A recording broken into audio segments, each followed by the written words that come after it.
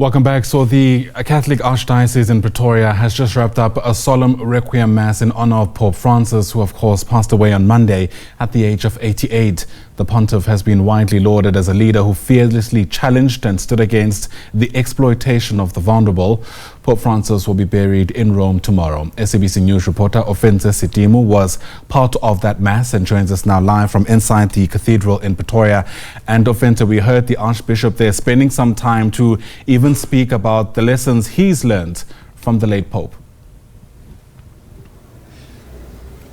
Absolutely, and also good morning to your viewers once again, Ayanda. Well, we heard a lot during this Solemn Mass Requiem with the Bishop actually mentioning why Pope Francis actually chose this particular name of Francis, saying that this actually showed his commitment towards the poor, and also, him actually urging those actually attending the church to be lenient towards migrants. But I'm actually joined now by Archbishop Mpako to elaborate a bit further on the 12 years of Pope Francis. Thank you so much for your time, Archbishop. In your own experience, how has these 12 years been, if you can explain in your own words?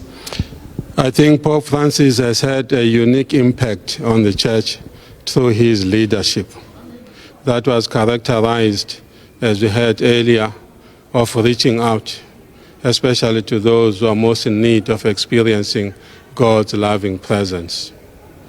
That he, in a very special way, manifested to us that merciful face of God, the God who is concerned about the most vulnerable, the poorest of the poor, those who are at the margins.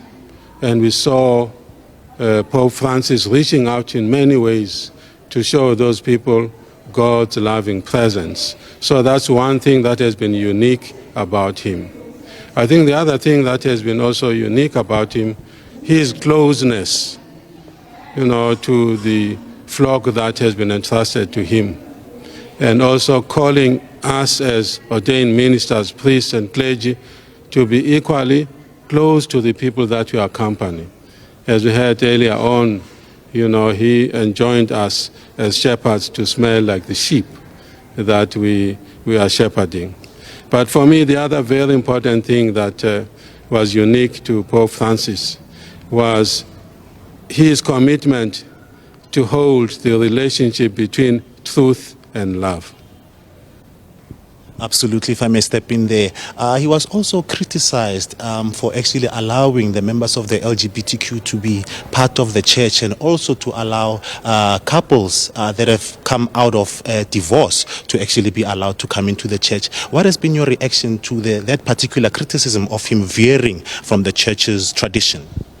That is precisely what I was referring to now, that Pope Francis, without leaving the official teaching of the church, without breaking with the tradition of the church, he held to the truth, but at the same time, he tried to reach out to those who needed to be included.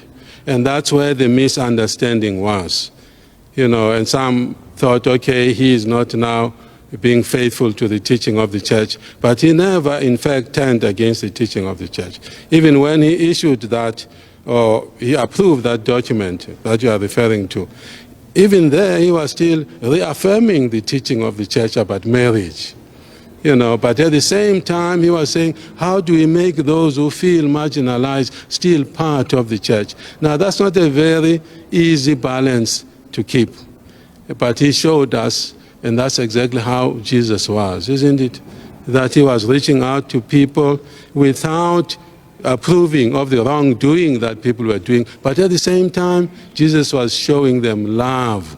Like we heard not long ago, the woman caught in adultery. Has anyone condemned you? No one said. Nor do I condemn you, but go and do not sin again. So holding truth and love is always a tension to carry.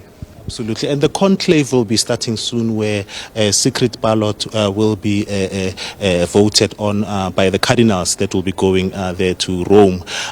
There's been calls about maybe an African pope to be at the helm of the Vatican. What is your response to that?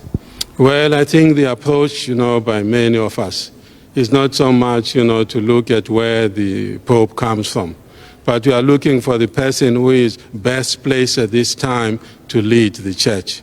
And then before they do the voting, the cardinals, in fact, reflect on the state of the church now and try to identify what is needed now in the one who is going to be the leader.